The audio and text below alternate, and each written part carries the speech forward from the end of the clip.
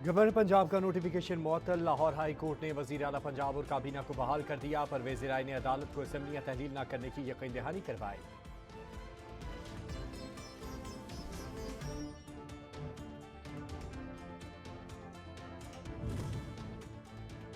Governor Punjab ने इख्तियारात का नाजायज इस्तेमाल किया। सदर मुमलिकत इन्हें मासूल करने की कार्रवाई करे। पंजाब असम्बली के हंगामा खेज इजलास में करारदाद मंजूर।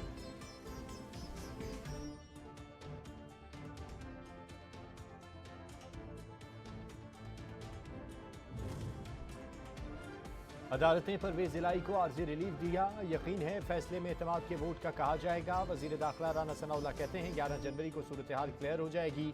वजीर आला पंजाब एतमाद का वोट लें, फिर बेशक असम्बलियां तोड़ दें।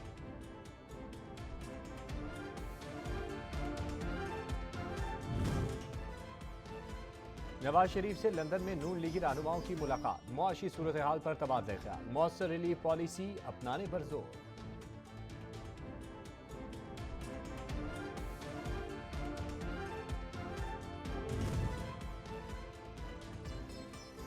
और PIA में नए तैयारों की आमद का सिलसिला जारी। मजीद एक एयरबस 320 कौमी एयरलाइन के बेड़े में शामिल हो गई।